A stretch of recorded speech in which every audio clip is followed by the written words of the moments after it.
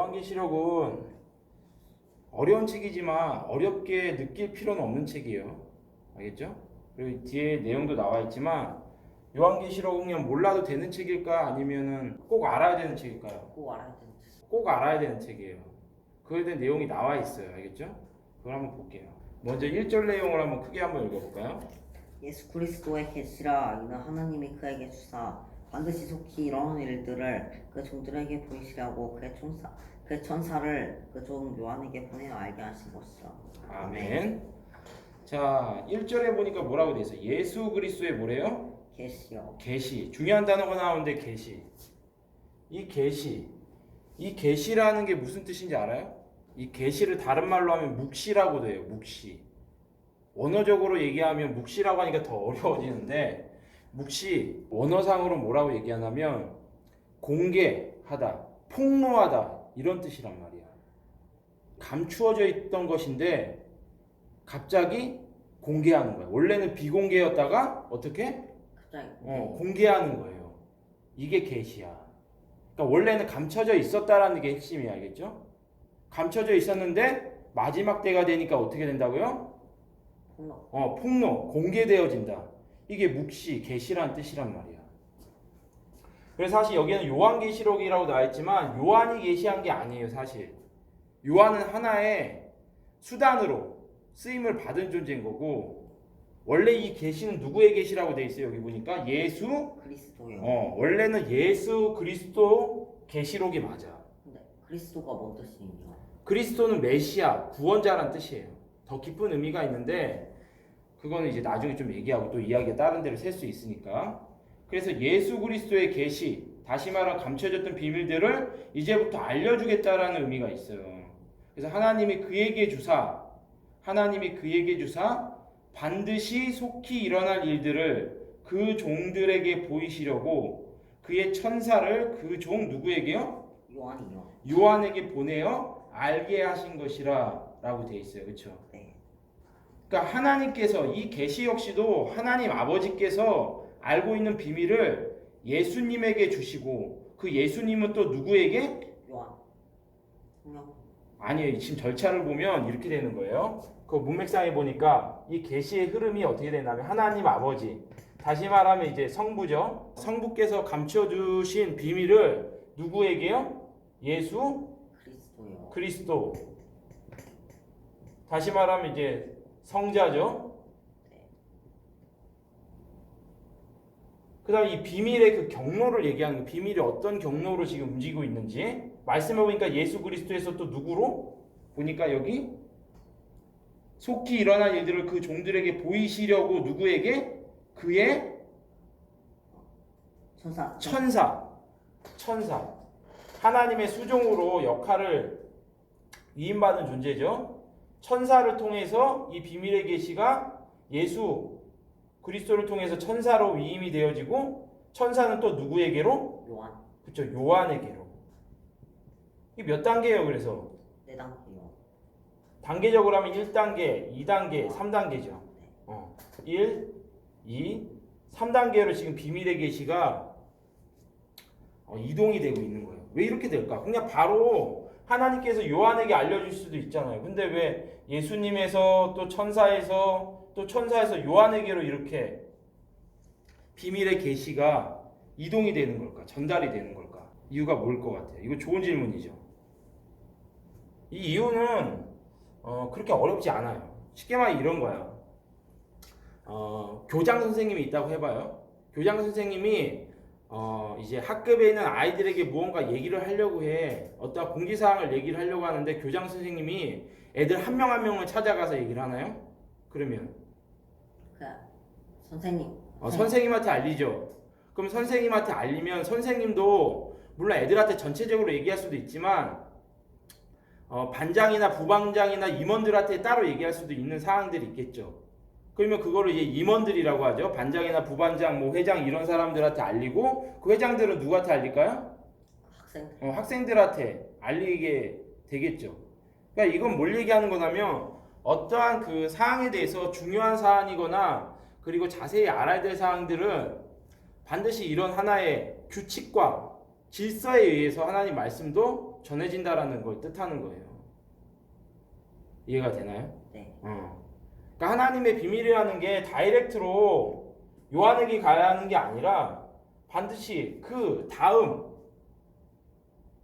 역할을 가지고 계시는 예수님, 그리고 그 다음 역할을 또 해야 될 천사, 또한 천사는 또한 요한, 또 요한 또 누구에게로 또 이 말씀을 얘기를 했을까요? 성도들. 그쵸, 성도. 여기 보면 7교회라고 나오는데 7교회에게 이야기가 됐겠죠. 또 7교회에서도 교회 중직자들이 먼저 어떻게 보면 뭐 목사님이나 뭐 장로님이나 이런 사람들에게 전해질 테고, 이 계시가 이 중직자들은 일반 성도들에게 말씀이 전해지었겠죠. 그렇죠? 말씀이 이동이 됐겠죠. 그래서 모든 하나님의 중요한 말씀일수록 하나의 이런 질서가 있어요. 분명히 우리가 그냥 뭐 천둥 소리 울리듯이 직접적으로 들을 수 있는 게 아니야. 하나의 말씀을 들으려면 어떻게 해야 돼요? 이 말씀을 통해서 또 알 수 있는 것은 전도사나 선생님을 통해서 교회 선생님을 통해서 말씀을 들어야 된다는 경우가 나오는 거죠. 하나님 말씀을 들으려면 하나님 직접 말씀해 주세요가 아니라 전도사님을 통해서, 혹은 선생님을 통해서, 혹은 성경을 통해서. 물론 이제 성경은 좀 다른 얘기긴 하지만 그렇게 하나님 말씀이 전달되어진다라는 하나의 규칙, 영적인 원리를 우리가 또 살펴볼 수 있는 겁니다. 알겠죠? 이 정도만 하고 넘어가고, 그래서 2절 내용도 한번 읽어봅시다. 요한은 하나님의 말씀과 예수 그리스도의 증거 곧 자기가 그것을 다 증언하였느니라. 아멘. 자, 그래서 요한에게 이제 천사를 통해서 요한에게 전달되어진 하나님의 말씀과 예수 그리스도의 증거, 곧 자기가 본 것을 어떻게 해요? 다 증언하였다라는 거예요. 그죠? 하나님의 말씀과 예수 그리스도의 증거, 곧 자기가 본 것을 다 증언하였다. 요한은 실제적으로 사도 요한이죠. 그러니까 요한은 그 복음서, 요한복음을 통해서 예수님이 하신 모든 일들과 뭐 예를 들어 기적이라든지 그리고 하신 하나님의 모든 말씀들을 다 그 복음서를 통해서 이미 다 전달을 했어요. 그렇죠? 그리고 하나도 감추인 것 없이 얘기했단 말이에요. 물론 이제 모든 내용들이 너무 방대하고 예수님이 하신 일들이 많기 때문에 그런 내용들을 그 책에서도 기록되어 있지만 다 전하지는 못했어. 하지만 그 중에서 가장 중요한 내용들을 요한복음서에다가 기록을 했고, 그리고 나머지 다른 각도에서 바라본 예수님의 모습은 마태, 마가, 누가를 통해서 말씀이 증거가 됐단 말이에요. 요한도 자기가 알고 있는 예수님에 대한 모든 것들은 오늘 말씀처럼 다 어쨌든 중요한 모든 내용들은 다 증언하였다라고 기록이 되어 있어요. 그리고 3절 내용을 한번 보니까 이 예언 말씀을 읽는 자와 듣는 자와 그 가운데 기록한 것을 지키는 자는 복이 있나니 때가 가까움이라. 아멘. 아멘. 그래서 3절 내용이 사실 제일 중요해요. 여기 별표를 쳐줄 수 있으면 별표를 해놓는 게 가장 좋을 것 같은데, 3절 내용에 보면 이 예언의 말씀, 그러니까 요한이 봤던 예수님의 모든 그 행적과 모든 말씀들 플러스 오늘 이제 예수님께서 비밀 가운데 얘기하신 모든 이 계시록에 나와 있는 모든 말씀들을 읽는 자와 그리고 또 듣는 자와 그리고 그 가운데 기록한 것을 지키는 자. 그래서 이게 세 분류가 나와요. 요한계시록을 읽다 보면 얼마나 이렇게 구조적으로 완벽한지를 우리가 좀 살펴볼 수가 있어.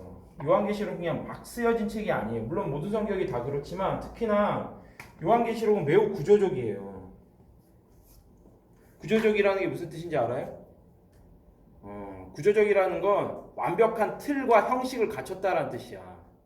그래서 이제 첫 번째 도입 부분에 또한 이 3절 내용이 중요한데, 첫 번째가 어떤 사람이 복이 있대요? 복에 대한 이야기를 하는데 읽는 자와 듣는 자요.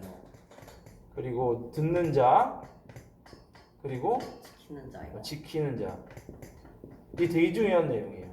그러니까 비밀의 이 책, 이 요한계시록을 읽는 자와 듣는 자와 지키는 자는 뭐가 있다? 복이요. 이게 복이라는 거예요. 돈 많아지는 게 복이 아니에요. 알겠죠?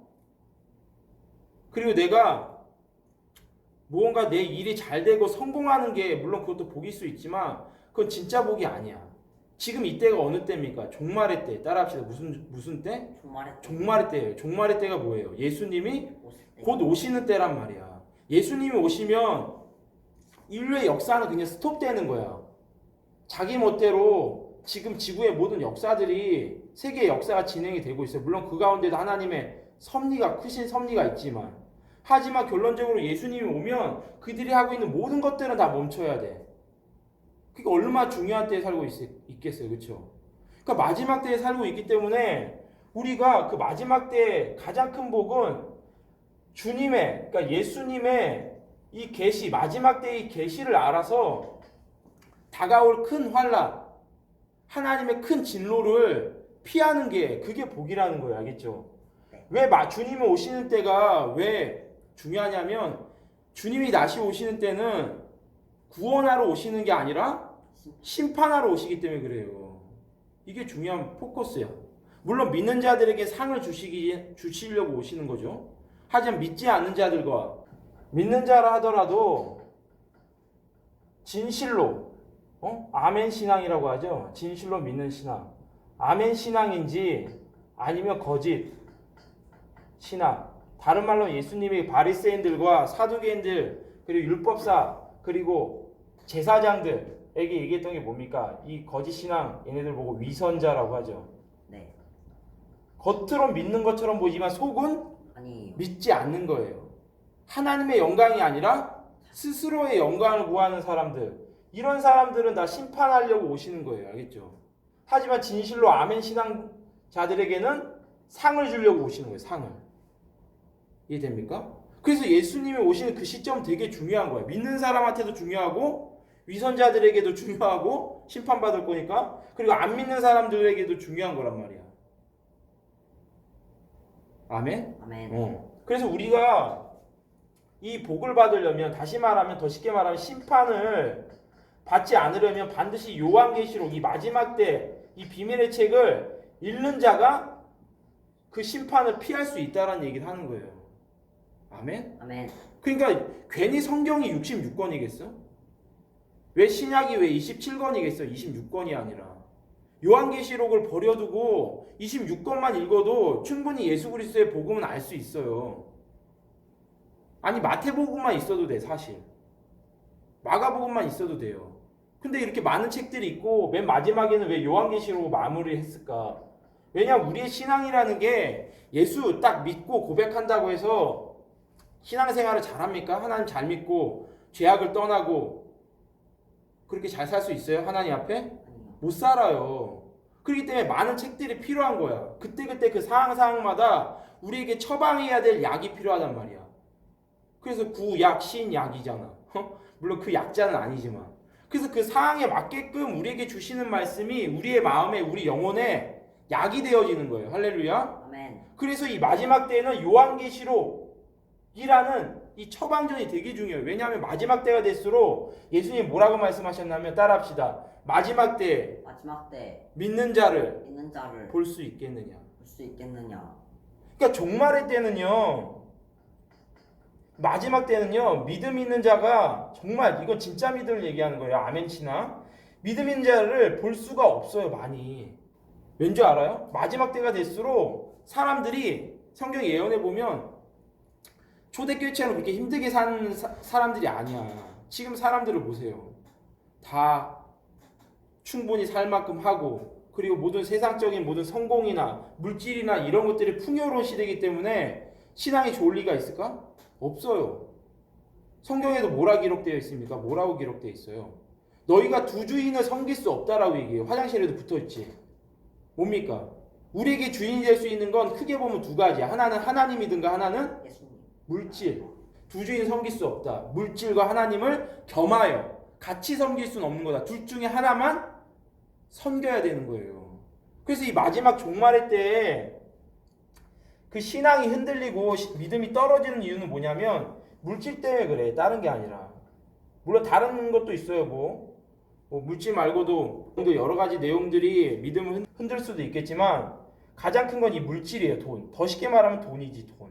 이 만물을 지배하는 세상 원리는 결국 돈이에요. 그래요 안 그래요? 돈이 지배하고 있는 거예요 결국. 그래서 믿는 사람들도 이 돈이라는 굴레 안에서 벗어날 수가 없어요. 그래서 하나님이 이렇게 물어보는 거야. 너 돈을 섬길 거야? 하나님 섬길 거야? 두 개를 같이 섬길 수는 없어. 하나를 택해. 이렇게 얘기하는 거예요. 엘리야가 마치 너희가 바알을 섬길 거냐? 아니면 하나님을 섬길 거냐? 라고 얘기하는 거랑 똑같아 지금. 우리가 둘 중에 하나를 반드시 섬겨야 돼. 돈의 노예가 되면 된다 안 된다? 안 돼요. 안 돼요. 하나님을 위해서는 돈을 내려놓을 수 있어야 돼. 그런 믿음이 없으면 이 마지막 때는요 진짜 믿음이라 할 수 없고, 믿음 있는 자를 내가 볼 수 있겠느냐? 그 가운데 내가 믿음이 있습니다라고 얘기 못해요. 내가 가진 그 물질 내려놓기 전까지는.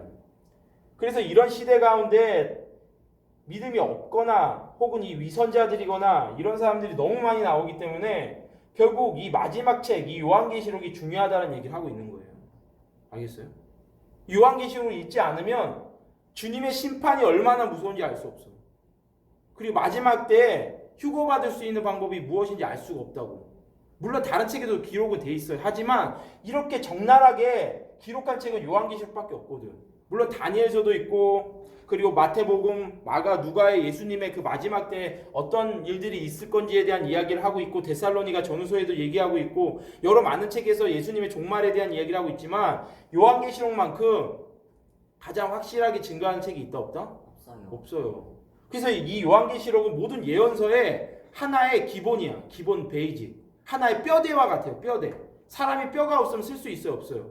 마찬가지예요. 성경에 있는 모든 예언도요. 요한계시록이라는 커다란 하나의 뼈대에 예수님의 사복음서의 예언서가 근육이 붙고, 다른 구약의 에스겔이나 이사야나 아니면 다니엘서 이런 것들에 대한 예언서들의 살이 붙어가지고 온전한 예언이 되어지는 구조라고 보면 돼. 하지만 무엇보다 이 요한계시록 하나의 뼈대예요. 뼈대. 기본이라고. 뼈대. 기본이에요. 기본. 그래서 이 책은 꼭 알아야 되는 책입니다. 그래서 이 3절에 가장 이제 미리 결론을 얘기한 거야. 끝까지 안 읽어도 이 책이 왜 중요하고 이 책을 대하는 너희의 태도가 어때야 되는지를 먼저 결론부터 얘기한다고요. 그래서 첫 번째가 뭐라고요? 읽는 자예요. 읽는 자예요. 읽는 자. 이 마지막 때 이 요한계시록 혹은 이제 뒤에도 나왔지만 이 작은 책을 우리가 읽는 게, 따라합시다. 읽는 게 복이다. 복이다. 아멘. 아멘.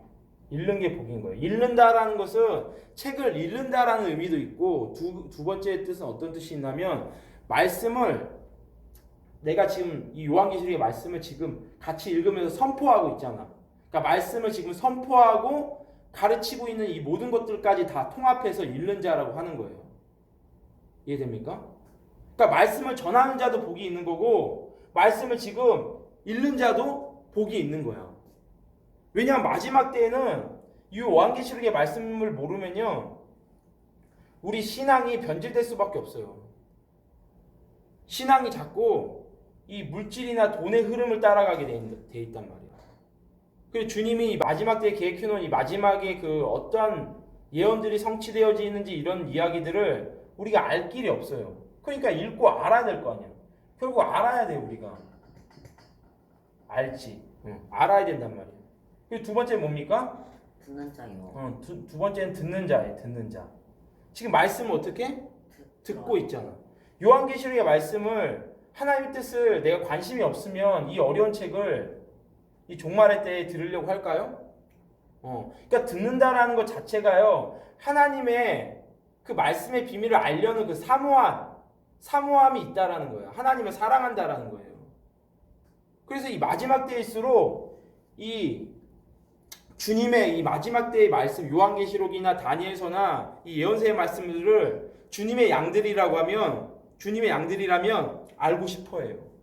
이게 주님의 양들의 특징이야. 주님의 양들이 아닌 사람들은 이때가 첫째, 마지막 때인지 분별 못해요. 주님의 양이 아닌 자들은 지금 이때가 마지막 때인지를 분별을 못해. 그리고 두 번째는 뭐냐? 예언서의 말씀, 마지막 때의 예언서의 말씀을 알려고 하지 않아요. 관심이 없어. 마지막 때에 대한 관심이 있으니까 예언서의 말씀을 알려고 하는 자, 이게 바로 주님의 양들이야. 이해돼요? 그래서 듣는다라는 것 자체가 큰 은혜인 거예요. 듣는 자가 돼야 돼요, 계속. 그래야지만 물어봐야지만 내가 알고 피해야 될 거 아니야. 응? 알지 못하면 못 피해요. 이거랑 똑같아. 그날 하루하루의 날씨 예보를 우리가 왜 봅니까? 알기 위해서요. 왜? 알아서 뭐가 도움이 되는데? 그냥 뭐 우산 쓰고 갈지 안 쓰고 그치? 간단한 예로 들면 비가 오는지 안 오는지 미세먼지가 있는지 없는지를 우리가 알아야 거기에 맞게끔 행동을 할 거 아니야, 그치? 그건 날씨가 하나의 예언서인 거야, 어떻게 보면. 우리 세상으로 따지면. 근데 우리가 요한계시를 모르면 마지막 때 얼마나 아까도 계속 반복적으로 얘기하는 거지만 어떠한 일들이 있을지도 모르고 그 심판을 고스란히 당할 수밖에 없는 거야. 왜냐하면 이런 위선자의 모습이나 거짓된 믿음으로 혹은 변질된 믿음 혹은 연약한 그런 믿음 안에서 허덕이다가 주님을 부인하게 되는 경우가 생기기 때문에 그래요. 그리고 마지막으로 세 번째가 뭡니까? 지키는 자요. 지키는 자. 이게 사실 제일 중요해. 우리가 주님의 말씀, 예언서의 말씀 요한계시록을 읽어요. 선포합니다. 그리고 그 말씀들을 주의 집중해서 잘 들어. 주님의 순한 양이 되어서. 거기까지 좋죠. 근데 그것을 지키고 안 지키고는 또 거기서 갈리는 거예요. 1번, 2번을 잘했다 할지라도 3번을 못하면 어떻게 됩니까? 다 안 돼. 그럼 꽝이야. 알겠죠? 주님 분명 이렇게 피해야 된다. 마지막 때는 이렇게 살아야 된다고 얘기를 하는데 아 그렇구나. 아멘 해놓고 행동하지 않으면 그대로 살지 않으면 결국 심판받는 거예요. 알겠죠? 주님 오실 때 우리가 할 말이 없어. 마지막 때에 대한 말씀을 놓고 주님이 특히 믿는 자들에게 얼마나 많이 강조하는지 몰라요. 위선자들이 받을 그 심판에 처하게 된다라는 말씀에서부터 특히 뭐 한 달란트 받은 자들, 게으른 이런 사람들에게는 어두운 가운데 쫓겨나 울며 슬피 이를 갈미 있으리라는 말씀도 있고, 그리고 10처녀의 비유에서는 5처녀만 들어가고 5처녀는 못 들어간다는 얘기도 있어요. 또 울며 이를 가라. 어두운 가운데 쫓겨나서. 이건 다 마지막 때를 놓고 하신 주님의 하나의 비유예요. 다 그 모든 대상들이 믿는 자들을 믿는다라고 하는 자들에게 하시는 말씀이란 말이야. 지금 안 믿는 사람들이 얘기하는 게 아니에요. 10처녀나 그 한 달란트 받은 자나 위선자들이나 그 모든 비유들이 다 믿는 자들에게 경고한단 말이야. 교회 댕긴다고 하는 자들에게. 그래서 이 마지막 때들은 특히 마지막 때에는 교회 댕기는 사람들이 진짜 신앙인지 가짜 신앙인지 쉽게 말 알곡인지 아니면 빈 껍데기 알곡과 쭉정이 알곡으로 갈 것인지 가라지나 뭐라고요? 쭉정이. 교회 댕기는 애들 중에서도 이제 가라지 유형이 있고 쭉정이 유형이 있어요. 가라지는 하나의 그 위선자들 얘기하는 거예요. 이 위선자들 유형에는 특히 목사, 뭐 장로, 뭐 권사, 전도사 이런 사람들이 많아요. 주님의 종이라고 얘기하면서 하나님 말씀을 가르치는 선포자라고 얘기하면서 많은 것을 누린다? 그러면서 그들이 항상 하는 얘기가 있죠. 미국에는 사실 뭐 성장주의 뭐 이런 교회들이 되게 팽배해. 그래갖고 잘 먹고 잘 사는 게 그게 신앙이라고 얘기해요. 그러면서 항상 얘기하는 게 아브라함 얘기예요. 아브라함하고 야곱하고 이삭. 아브라함, 이삭, 야곱. 걔들 부자로 살지 않았느냐. 하나님이 복을 주시는 사람들은 이렇게 부자로 사는 것이 당연한 거다 이렇게 가르쳐요. 근데 그게 옳은 말이야? 그건 아니에요. 그건 구약의 때에 하는 얘기고 신약의 때는요. 예수 그리스도와 함께 고난을 받을지어다. 할렐루야. 아멘. 고난이 상급이에요. 고난이. 주님의 말씀을 전하는 자가 어떻게 필요 이상으로 잘 먹고 잘 살 수가 있어. 그거 부끄러운 줄 알아야지. 그럼 그 사람 안 도와주죠. 도와주겠니? 응? 물론 어떻게 그 돈을 쓰는지는 모르겠지만 대부분 그런 많은 급여를 받는 목사님들이 돈을 정말 규모 있게 잘 쓰시는 분들은 내가 본 적이 없어. 오히려 그런 걸 통해 갖고 자녀들 유학 보내고 좋은 차 타고 댕기고 필요 이상으로 외제차 타고 댕기고 좋은 집 살고 떵떵거리고 위세 떨치고 인기 얻으려고 하고 건물 더 크게 지으려고 하고 그게 한국교회 모습이에요. 사실 이 한국교회가 이렇게 무너지고 부패하는 데에서 1등 공신은 누군지 알아? 목사야 목사. 알겠어? 나같이 힘없는 전도사도 아니고 우리 선량한 집사님들이나 성도님들이 사실 연약함과 타락을 보이는데 원인이 아니에요. 그분들은 목사야 목사. 결국 목사들이 돈에 취하고 교회 건물에 취하기 때문에 교회가 이런 모습이 된 거야. 그래서 요한계시를 쭉 보다 보면 그 위선자들에게 하는 말씀들이 있어요. 그래서 일곱 교회도 이제 우리가 살펴보겠지만 일곱 교회도 봐봐. 일곱 교회도 성도들한테 먼저 얘기하는 게 아니야. 일곱 교회를 책임지고 있는 사자라고 기록하고 있는데 물론 원어상으로는 천사에 가까운 말이긴 하지만 어쨌든 그건 나중에 또 다룰게요. 사자, 다시 말해 일곱 교회를 책임지고 있는 쉽게 말해 더 쉬운 말로 얘기하면 목사들에게 하는 얘기야. 니들이 결국 잘못하고 있기 때문에 성도들도 믿음이 변질되고 올바른 믿음 생활하지 못하는 거라고 얘기한단 말이에요. 그래서 일곱 사자들에게 심판의 메시지를 먼저 얘기해요. 그렇다고 해서 목사들만 책임 있는 건 아니에요. 그것들에 대해서 깨어 있어서 바른 말을 하지 못하는 성도들 책임도 있어요. 결국 기독교가 뭐냐? 프로테스탄트예요. 프로테스탄트가 뭐예요? 기독교 그 원조. 루터가 천주교에서 뛰쳐나오면서 나온 개념이란 말이야. 이 무슨 뜻이냐면 반항하는 사람이 반항자들. 불의에 반항하는 사람들이라고. 하나님의 말씀 아닌 것에 반항하는 사람이에요. 저항하는 사람들이란 말이에요. 저항하는 사람들. 근데 지금 교회 사람들은 순한 양들이 돼버렸어. 목사들이 이렇게 하면 그런 줄 알고 저렇게 하면 저렇게 한 줄 알고. 사실 목사들이 그렇게 만들었지 성도들을. 주의 종에게 잘해야지만 복 받는다 그런 식으로 가르쳤거든. 그러니까 순한 양들이 될 수밖에. 입은 있지만 말하지 못하는 그런 상황이 된 거예요. 어쨌든 좀 이야기가 곁길로 샜는데 그래서 보세요. 그래서 결론적으로 요한계시록에 대한 모든 비밀의 말씀들을 이제 알았다면 이제 지켜야 돼.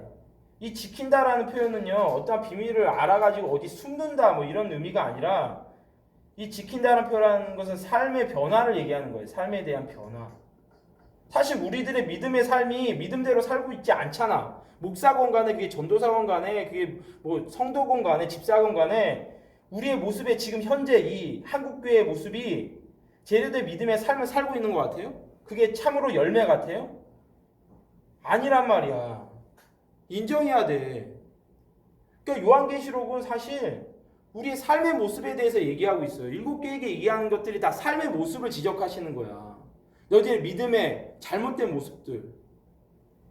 그런 것들을 들었으면 깨닫고 회개하고 모든 죄악들을 끊어버리고 예수님께로 돌아와야지.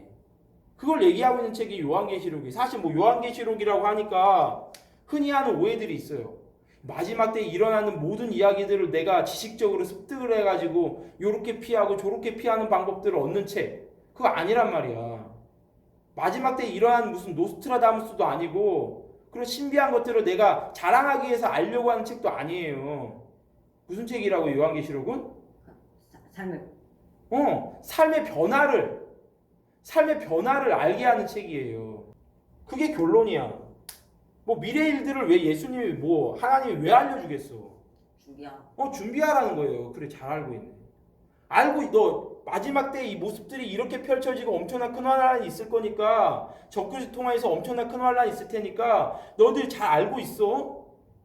그래야지만 너희들이 이것들을 잘 알고 너희들의 삶의 모습을 다시금 유턴해야지만 너희들이 피할 수 있을 거고 견딜 수 있을 거야. 쉽게 말하면 잘 피하는 방법이 물론 있겠지. 그 휴거라고 해요. 그리고 잘 견디는 방법을 그 모든 환란을 통과하는 경우가 있어요. 이건 나중에 다시 한번 설명을 하고. 그래서 결국 두 가지 중에 하나가 된다 하더라도 결국 요한계시록의 말씀을 잘 알고 지켜야 된다는 얘기를 하고 있는 거예요. 그래서 요한계시록이 사실 무서운 책인 거지. 자, 그래서 좀 빨리빨리 넘어갈게요. 자, 그래서 복이 있다. 그래서 여기 나와있잖아. 때가 가깝기 때문에 이 세 가지의 경우들을 잘 알고 있어야 된다라는 얘기하는 거예요. 왜냐하면 주님 오실 때니까. 그래서 4절 한번 읽어봅시다. 요한은 아시아에 있는 일곱 교회에 편지를 편지하노니 이제도 계시고 전에도 계셨고 장차 오시리와 그의 보좌 앞에 있는 일곱 영광. 아멘. 자, 요한은 아시아에 있는 무슨 교회예요? 일곱 교회예요. 일곱 교회에 편지하는 이제도 계시고 전에도 계셨고 장차 오실 이. 이건 누굴까요? 이건 성부 하나님을 얘기하는 겁니다. 그리고 그와 보좌 앞에 있는 7영은 나중에 자세히 얘기하겠지만 성령을 가리키는 거예요. 7영은. 그리고 또 충성된 증인으로 죽은 자들 가운데서 먼저 나시고 땅의 인군들의 머리가 되신 누구요? 예수. 그래서 지금 예수님이요. 성부, 성령, 성자, 하나님이 다 나왔죠. 네. 그러니까 7교회에게 성부, 성령, 성자 하나님의 이름으로 은혜와 평강이 7교회 가운데 가득하길 원한다. 이런 얘기를 하고 있는 거예요, 지금. 이 원래 편지의 구조상 도입 부분이 되는 거예요. 근데 여기서 중요한 건 뭐냐면 왜 하필 아시아에 있는 7교회라는 거야. 이게 사실 우리가 주의 깊게 봐야 되는 부분이야. 왜 하필 아시아에 있는 7교회일까요? 이 아시아는 지금으로 얘기하면 터키 지역이에요. 터키.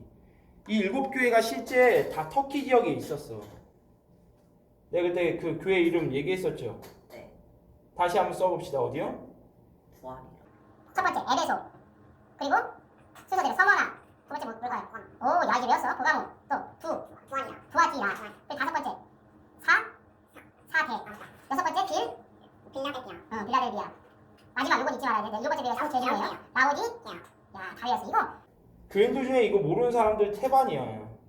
이 정도는 알고 있어야 돼. 왜냐면 마지막 때거든. 7개의 모습 가운데 우리 교회 모습이 있는 거예요. 그래서 이 7개가 중요한 거야. 왜 아까 저 질문했었죠. 왜 하필 아시아에 있는 7개냐? 실제로 이 7개는요. 시계 방향으로 터키 지역에 분포되어 있어요. 거기 로마의 하나의 도로가 뚫려 있는 하나의 그 우편을 서신을 전하는 하나의 도로망이 있었단 말이야. 그래서 쉽게 말하면 에베소, 서머나 나중에 지도 나중에 인터넷 찾아봐요. 버가모, 두아디라, 사대, 빌라델비아, 라오디게아 이런 식으로 있는 거야. 시계 방향으로. 의미 있죠. 시계가 돌듯이 어떻게 보면 하나의 그런 역사적인 순서로 바라볼 수 있는 게 그 7교의 모습이기도 해요. 세상을 예수님이 몇 일 만에 창조했습니까? 7일. 6일 창조에 7일로 완성을 했죠. 네. 이 7이라는 숫자는 결국 처음과 끝을 나타내는 거야. 뭐 흔히 7이라는 숫자를 사람들이 여기저기에서 무슨 완전수네 막 이런 얘기를 하는데 완전수라고 얘기해놓고 그 완전이 무슨 의미인지도 제대로 알지 못해. 근데 성경적으로 풀이를 해야 돼. 그냥 밑도 끝도 없이 무슨 7이라는 숫자가 완전수다라고 얘기하는데 그 완전은 뭐가 완전하다는 건데. 그런 걸 의미하는 게 아니라 성경적으로는요 7이라는 숫자가 어디에 먼저 쓰였는지를 봐야 되는 거예요. 창세기 1장에 쓰여져 있는 책이에요. 그렇죠? 7이라는 숫자는 세상의 모든 우주의 시작과 끝을 나타내는 하나의 숫자를 얘기하는 거란 말이야. 아멘? 아멘. 그런 의미로 7이 쓰였다면 이 7교회도 교회의 시작과 뭐로 봐야 돼요? 끝으로 봐야 되는 거야. 할렐루야. 아멘. 그래서 지난주에도 얘기했지만 이 7교회의 모습은 물론 여러 가지 상징적으로도 풀이할 수 있어요. 그리고 과거주의적인 방법으로 이 교회들의 그때 그 시대와 상황과 정황들을 알아보면서 교훈적인 의미로도 전달할 수 있어. 그런 걸 바르지 않은 해석이라고 얘기하는 건 아니에요. 그것도 나름 도움이 돼. 하지만 이 7개의 모습은 요한계시록의 이 7개의 모습은요. 창세기에 있었던 천지 창조를 다루고 있는 그 시작과 끝의 역사, 다시 말하고 역사주의적이고 예언적인 해석으로 해야지만 그게 바른 해석인 거야. 할렐루야. 아멘. 그 지난주에 역사적 관점하고 예언적 관점은 뭐 다른 말로 세대주의적인 관점이라고 얘기하기도 하는데 그런 관점에 대해서는 얘기를 했으니까 내가 더 길게는 얘기 안 할게요. 그 전 영상을 찾아보도록 하세요. 알겠죠? 네. 유튜브에 가면 내 거 영상 있어. 네. 나중에 보고. 그래서 이제 시작과 끝을 나타내는 거예요. 그래서 역사주의적인 관점에서 보면 쉽게 말하면 에베소 교회는 하나의 이게 나중에 또 다시 한번 다루겠지만 초대교회 상황일 수 있어요. 그리고 이 라우디 교회는 끝이니까 무슨 교회 상황이 되겠습니까? 마지막 때 교회를 상징하는 거예요. 마지막 때 교회. 뭐 그때 그 어떤 역사적인 순서 안에서 끼워 맞추기를 하자는 얘기를 하는 게 아니에요. 큰 범위 안에서 그래도 확실한 건 뭐냐면 에베소 교회는 이런 관점에서 보면 초대교회, 쉽게 말하면 교회가 시작됐던 그 때를 얘기하는 거고 이 마지막 7번째 교회는 마지막 세상이 7번째 때에 안식하고 하나님 복을 주신 것처럼 마지막 때의 교회로 우리 봐야 되는 게 바른 의미의 해석이라고 얘기하는 거야. 그래서 이게 중요한 거예요. 7교회가 도대체 뭘 상징하는지를 우리가 알아야지만 우리한테 이게 과연 의미 있는 책인지 아닌지가 여기서부터 분별이 되는 거야. 만약에 우리가 그냥 아주 직설적으로 아주 쉽게 얘기하면 우리가 에베소나 혹은 두아디라쯤 되는 교회 상황이라면 우리가 사실 요한계시록에 대한 말씀들을 크게 그렇다고 몰라야 된다라고 얘기하는 건 아니지만 깊게 알 필요까지는 없어요. 그리고 사실 그때 시대에 뭐 초대교회도 그렇고 요한계시록의 말씀들을 더 쉽게 말하면 교회사적인 의미로 보자라는 거예요. 교회 역사적인. 좀 어려운 말이긴 하죠. 미안해요. 교회사적인 흐름으로 본다면 사실 뭐 이 중간 뭐 중세교회라든지 아니면 뭐 교회 개혁 시기라든지 아니면 뭐 순교교회 시대라든지 이런 교회 시점으로 본다면 요한계시록이 크게 의미가 없는 책일 수도 있어. 왜냐하면 요한계시록은 특히나 이 종말의 때 마지막 때를 많이 다루고 있거든. 비중적으로. 그렇다고 전체가 다 그런 건 아니에요. 거의 70% 이상이 마지막 때를 다루고 있어. 그리고 사실 그때 살던 그 교회사적으로 살던 여러 시대의 교회들이 요한계시록을 제대로 풀이하는 교회도 없었어. 풀이해주는 사람도 없었고, 그리고 풀이해준다 하더라도 교회적으로 적용이 잘 안 돼. 마지막 때에 해당이 되는 말씀이기 때문에. 하지만 우리는 왜 알아야 된다? 마지막 때를 준비하기 위해서. 그렇죠. 더 쉽게 얘기하면 우리는 라오디게아 교회 상황이기 때문에 그래요. 이 한국교회, 이 현대교회, 지금 이 2019년도 이 교회 모습은요, 라오디게아 교회예요. 라오디게아 교회. 마지막 때 교회라고요. 그 다음 8번째 교회가 있어요, 없어요? 성경에 보니까. 없어요. 뭐 디스무리 교회 그런 거 있어? 없어요. 알파 교회, 뭐 베타 교회 그런 거 없잖아. 이 끝이란 말이에요. 7번째 교회가 끝이라고요. 그러면 이 마지막 때 교회가 끝나면 누가 오시겠어요? 예수님. 주님은 오늘 오시는 거야. 할렐루야. 아멘. 그래서 라우디게 다른 교회도 물론 알아봐야지만 라우디게아를 잘 알아야 돼.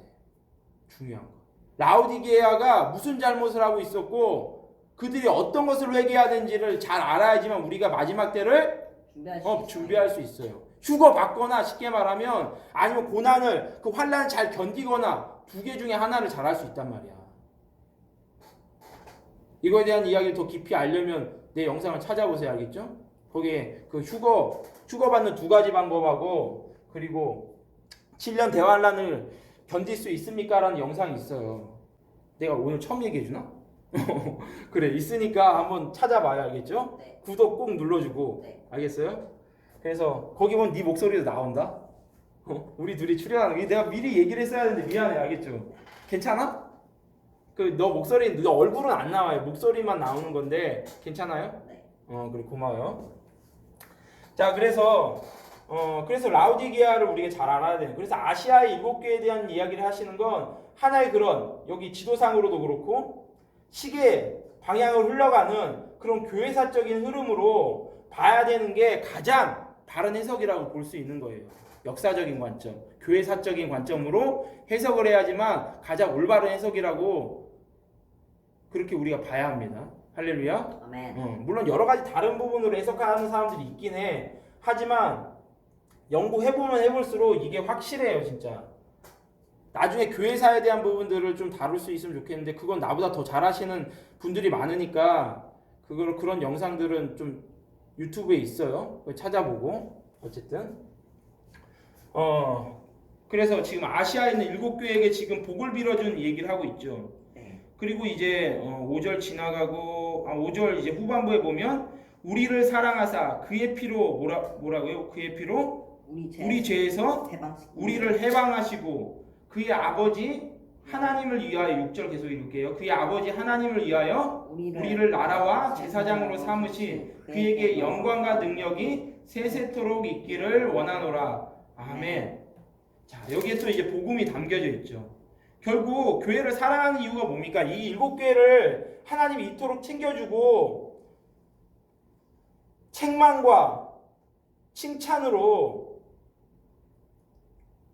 이렇게 직접 천사를 통하여 그리고 또 요한을 통하여 그 또한 거기 있는 이제 그 사자들 통하여 교회들에게 전달하신 이유가 뭐예요? 내가 피값 주고 따라서 내가 피값 주고 산 교회이기 때문에.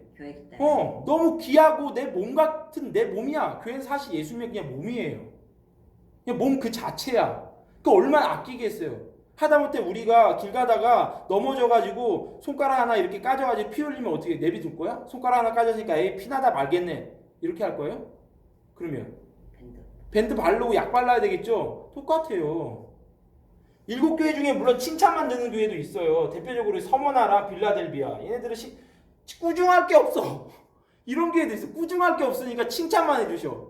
이런 교회도 있지만 나머지 교회한테는 꾸중도 있고 칭찬도 있는 교회가 있고 라우디에 교회처럼 꾸중만 듣는 교회가 있어요. 책망만 듣는 교회. 이런 교회들도 주님이 아끼시고 어쨌든 간에 빨리 고쳐야 되는 부분이기 때문에 이렇게 급하게 편지를 요한을 통해서 천사를 통해서 편지를 지금 빨리 읽게끔 해라, 듣게끔 해라, 지키게끔 해라. 이게 지금 주님이 편지를 쓴 요한계시록을 쓴 진짜 이유인 거예요. 할렐루야. 아멘. 왜냐면 내 몸이거든. 지금 막 변질되고 있거든. 잘못된 방향으로 막 흘러가고 있거든. 고쳐야 될 거 아니에요. 싸매야 될 거 아니야. 그래서 주님께서 이렇게 편지를 급하게 지금 쓰시는 거예요. 어떻게 보면 7절 한번 읽어봅시다. 볼지어다 그가 구름을 타고 오시리라. 각 사람의 눈이 그를 보겠고 그를 찌른 자들도 볼 것이요 땅에 있는 모든 족속이 그로 말미암아 애곡하리니 그러하리라. 아멘. 아멘. 내가 그 구절 하나하나를 풀이했으면 좋겠는데 지금은 그럴 수 있진 않아. 왜냐하면 이게 어떠한 주제로 갈지 모르겠지만 쉽게 알아보는 요한계시록 이런 테마로 갈 거란 말이야. 그래서 구절 하나하나의 그런 단어 하나하나를 풀이해 주긴 어려워요.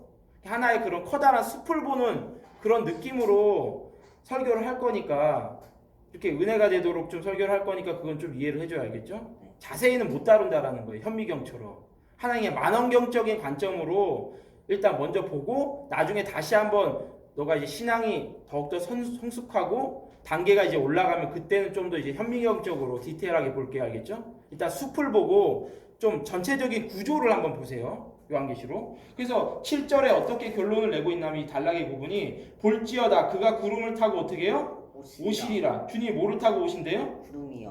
뭐 예수님이 손오공이야? 근데 뭐 왜 구름을 타고 오신다고 할까? 이 말은 마테마가 누가에도 그 자주 이제 인용이 되고 또한 구약서에서도 이 하나님의 영광스러운 구름에 대한 이야기로 많이 표현이 되어 있어요. 이 구름이 뭘까요? 이거 하나의 상징적인 의미이기도 하지만 실제적이기도 해. 그러니까 요한계시록에 나와 있는 이 단어는요, 물론 다 그런 건 아닌데 상징성과 문자적인, 그러니까 실제 성이 함께 있어요. 알겠죠? 그러니까 구름을 타고 온다라는 걸 예전에 내가 어떤 이단을 만난 적이 있었어. 근데 그 이단 이름이 잘 생각이 안 나요. 그 신생 이단인데 이제 막 생겨난 이단이었어. 근데 교세가 되게 컸어요. 거긴 되게 젊은 사람들만 모이는 교회였어. 이름은 그냥 장로교로 되어 있는데 그 실체를 몰라요. 대학생들로 구성되어 있는 그런 교회인데 전국에 여기저기 막 지부가 있단 말이야. 근데 어쨌든 그런 교회에서 내가 들었던 얘기예요.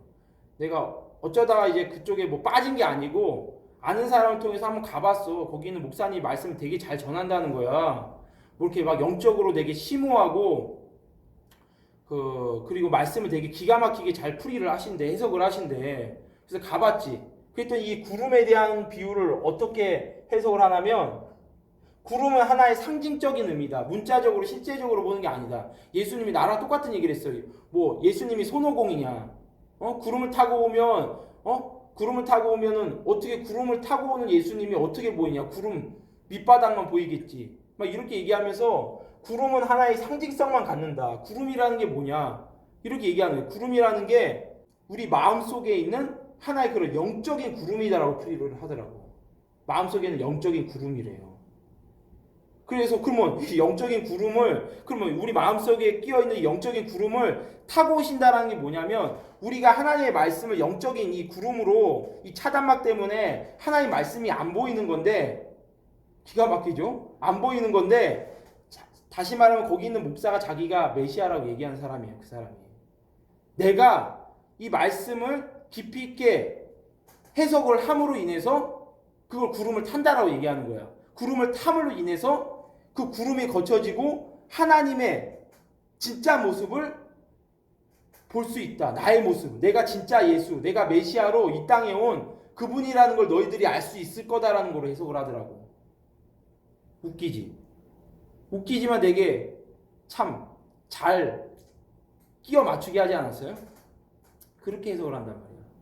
그러니까 그렇게 되게 위험한 해석이에요. 알겠죠? 아니 구름은 어떻게 실제 미안해요. 이 요한계시록에 나와 있는 이 구름 그리고 마태 마가에 나와 있는 그 구름을 타고 오시는 예수님의 모습은요 실제 구름이에요. 알겠죠? 실제 구름이지만 이 구름이 상징하는 의미는 뭐 마음속에 드리워진 그런 차단막 같은 그런 상징적인 의미를 얘기하는 게 아니라 이 구름은 따라합시다. 하나님의 크신 영광을 얘기하는 거예요. 영광. 뭐라고요? 영광이요. 크신 영광. 그래서 하나님께서 시내 산에 임재하실 때도 엄청난 커다란 먹구름이 번개치는 구름이 번개와 함께 동반되어진 구름이 그 시내 산을 감쌌단 말이야. 그 구름이 필요한 이유가 있어요. 또 하나님의 크신 영광의 그 구름이 필요한 이유가 있다고. 하나님을 직접 대면하면 살 사람이 있어요? 없어요? 없어요. 그러니까 어떻게 보면 그런 의미에서 본다면 하나님의 그 크신 영광이 다 드러나지 못하게끔 인간의 그 죄인에게 다 비춰지지 못하게끔 인간을 살릴 수 있게끔 죄인들을 살릴 수 있게끔 가려주는 차단막일 수는 있겠지. 하지만 뭔가 우리 마음을 가려주는 그런 구름으로 풀이를 해서는 안 되는 거야. 알겠죠? 그래서 잘못된 이단이야. 그래서 나중에 그 이단을 끝까지 알아봤더니 자기가 메시아 다시 성령으로 재림한 예수라고 얘기를 하더라고요. 웃기죠? 똑같이 장로교회라고 간판 걸어놓고 그렇게 해요. 근데 거기 성도들이 그 목사님 좋다고 쫓아다니는 그 학생들이 내가 알고 있기로는 한 3,000명이 넘어요. 3,000명. 전국 여기저기 다 있어. 교회가. 체인전처럼. 근데 무슨 뭐 여호와의 증인 신천지는 그래도 그 간판이라도 내놓고 하잖아. 그치? 근데 걔네는 간판도 없고 그냥 그런 나름의 그런 이단 이름이 있는 것도 아니고 그냥 멀쩡하게 장로교로 해가지고 그렇게 해요. 그러니까 더 위험한 거 알겠죠? 그래서 마지막 때는요 성경을 어떻게 해석하는지가 되게 중요한 거예요. 잘못된 해석으로 가면요 예수님 말씀처럼 돼. 장님이 장님을 인도하면 어떻게 됩니까? 둘 다 구렁텅이에 빠지는 거야.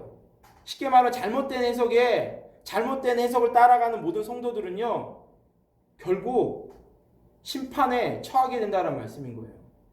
그러니까 마지막 때 말씀을 제대로 이해하고 제대로 해석하는 게 중요합니다. 할렐루야. 그래서 나를 위해서 기도해 주세요. 알겠죠? 나도 그래서 요한계시록을 이렇게 본격적으로 얘기한 게 얼마 안 돼요. 난 이거 거의 10년 넘게 하나님 말씀이 너무 요한계시록, 다니엘서, 에스겔서, 스가랴 그리고 마태, 마가, 누가에 있는 그 재림 때의 모든 말씀이 너무 궁금해서 10년 넘게 하나님 말씀 연구했어요.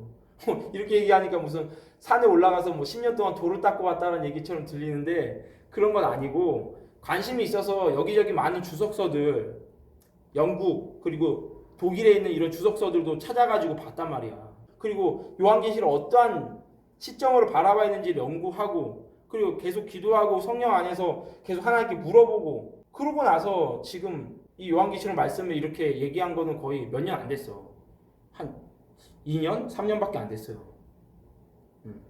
어쨌든 무엇보다 모든 말씀들은 성령을 통해서 기록된 말씀이기 때문에 성령 안에서 해석할 수 있게 해달라고 기도를 해주세요. 알겠죠? 물론 다른 여러 가지 많은 학문적인 방법들을 활용하되 중요한 핵심은 성령 안에서의 바른 해석, 영적인 해석이어야 된다는 얘기를 하는 거예요. 그래서 결국 이단들이 그렇게 나쁜 길로 빠져나간 건 거짓 영의 해석을 받았기 때문에 그런 해석이 나오는 거야. 말도 안 되는. 그래서 그런 것들은 딱 들어보면요 분별이 돼. 내 안에 성령이 있으면요 바른 해석인지 아닌지가 분별이 된다고. 할렐루야. 아멘. 자, 그래서 마무리 지읍시다. 그래서 볼지어다 그가 구름을 타고 오시리라. 그래서 영광의 큰 구름으로 주님께서 직접 천사들과 그리고 여태까지 잠든 성도들, 죽은 성도들이죠. 다 데리고 옵니다. 이 마지막 때 오시는 지상 재림에 대한 부분을 놓고 얘기하시는 거예요. 그러니까 환란이 7년 환란이 다 끝나고 오시는 주님의 모습을 아예 7절에 딱 단편적으로 사진 한 컷처럼 사진의 단 한 장의 한 컷처럼 딱 보여주고 있는 게 이 7절이에요. 그래서 각 사람 눈이 그를 본대요 안 본대요? 본데 이 각 사람의 눈이 그를 본다라는 건 온 지구상에 있는 모든 자들이 다 예수님이 오시는 모습을 볼 거라는 거야. 아니 그럼 지구는 둥근데 어떻게 볼 수 있습니까? 예수님의 모습을? 영 여기저기 다 나타나시나?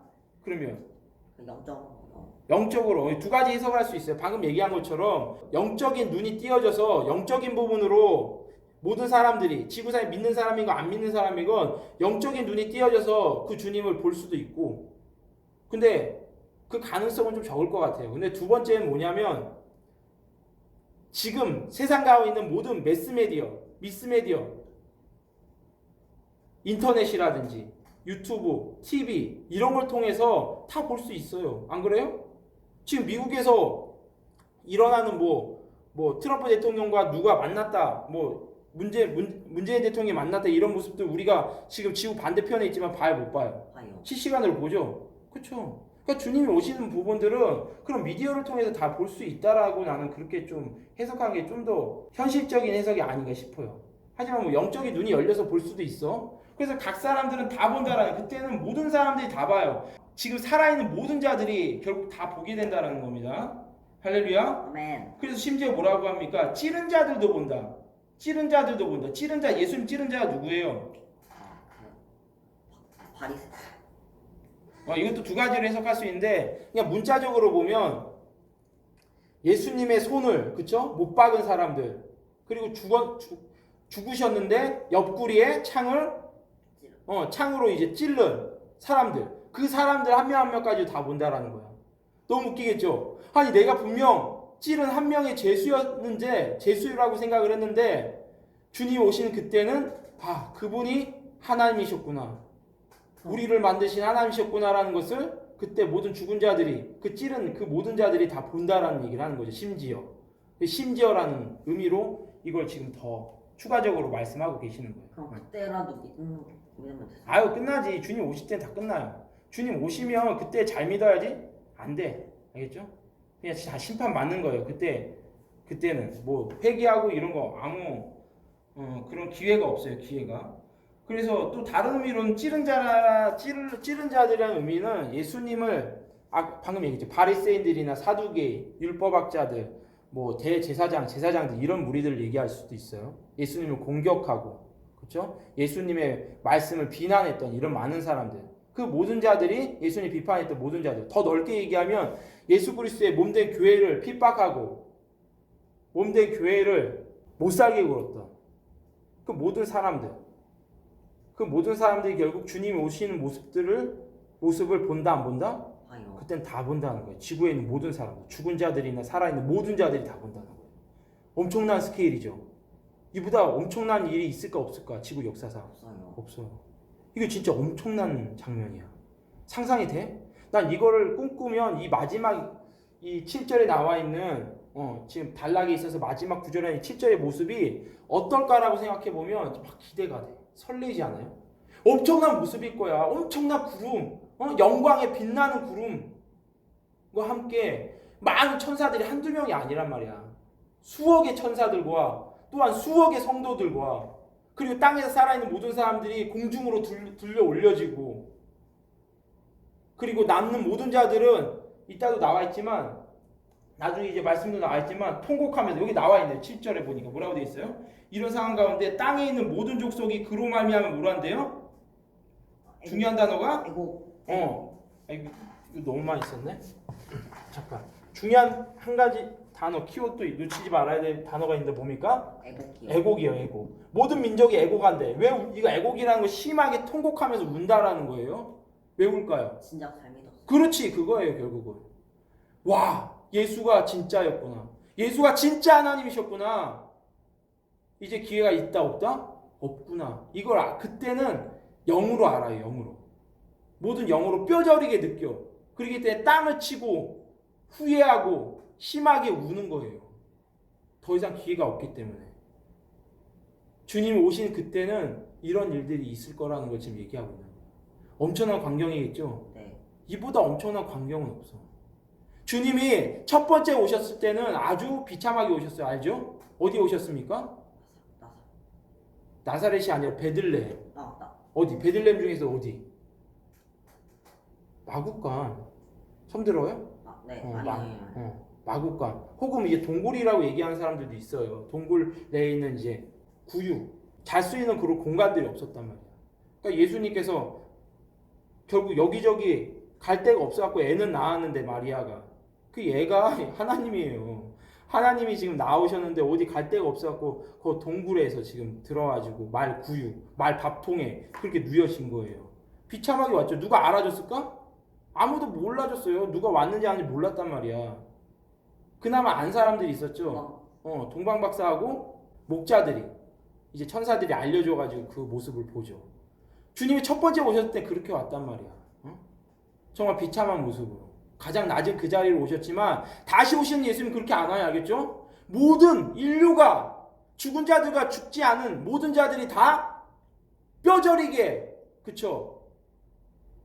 뼈저리게 통곡하고 그리고 또한 믿는 자들에게 큰 영광을 받는 그 상황 가운데 오시게 된다라는 겁니다. 할렐루야. 아멘. 아멘. 아멘.